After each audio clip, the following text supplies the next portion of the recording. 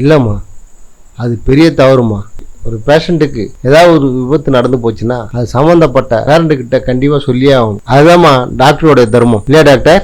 ஆமாம் டாக்டர், இந்த பொண்ணுடைய உணர்வுக்கும் கொஞ்சம் மதிப்பு கொடுப்போமே ப்ளீஸ் டாக்டர்.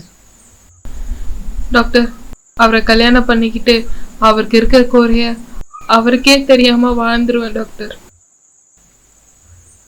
குழந்தை இல்லாம எப்படிமா வாழ்வ? ஏதோ ஒரு ஆசிரமத்துல இருந்து குழந்தைய தத்தெடுத்துப்பேன் டாக்டர்.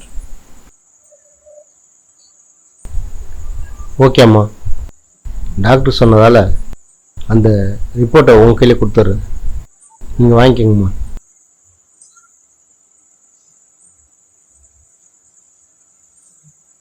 ரொம்ப நன்றி டாக்டர். உன்னுடைய தூய்மையான காதலை நினைச்சு நான் உண்மையிலே பெருமைப்படுறேன்.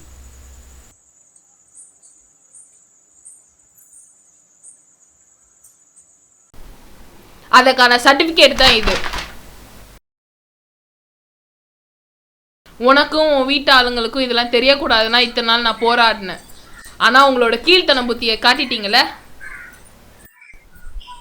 ஏமா, ஒரு பொண்ணு கல்யாணம் பண்ணி குழந்தை பெத்துக்காம இருந்தா உடனே மலடின்னு சொல்லி அவ மனசை நோவடிச்சிருவீங்கல்ல? ஏமா, நீயும் ஒரு வீட்டுக்கு வாழ போன பொண்ணு தானே, ஒரு குழந்தை பெத்துக்காததுக்கு டைவர்ஸா கேட்பாங்க? அசிங்கமா இல்ல? தப்புமா, ரொம்ப தப்பு. குழந்தைய பெத்துக்க முடிஞ்சாலும் தத்தெடுத்து வளர்க்கறது எவ்வளவு பெரிய புண்ணியம் தெரியுமா? அந்த அளவுக்குலாம் உங்களுக்கு மனசு இல்லையா? நீங்களாம் ஒரு பொண்ணுங்க தானா? உங்களாம் பாக்குறதுக்கு எனக்கு அருவருப்பா இருக்கு. ஹலோ சார், உங்க வாழ்க்கைக்குள்ள இனி நான் வரமாட்டேன். நீங்க வேற கல்யாணம் பண்ணாலும் உங்ககிட்ட இருக்கிற குறைய அந்த பொண்ணு கிட்ட சொல்லிட்டு அப்புறம் கல்யாணம் பண்ணுங்க. இனி எந்த பொண்ணு வாழ்க்கையும் என் வாழ்க்கையை ஆக்குன மாதிரி ஆக்கிடாத. செல்வி, என்ன மன்னிச்சு. கைய விடு. அம்மா செல்வி, நீதாம்மா என் மருமவ. கைய விடுங்க. உங்களை பார்க்கவே எனக்கு அருவருப்பா இருக்கு. அத டிவோர்ஸே வாங்கிட்டீங்க, உங்க மருமகன் எப்படி என்ன சொல்வீங்க?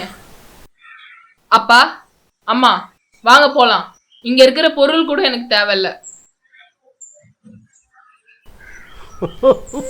அப்பா, இப்ப எதுக்கு அழுவுறீங்க? உங்களுக்கு ஆம்பளை புள்ள மாதிரி நான் இருக்கேன்ப்பா. வாங்கப்பா போலாம். அம்மா செல்வி.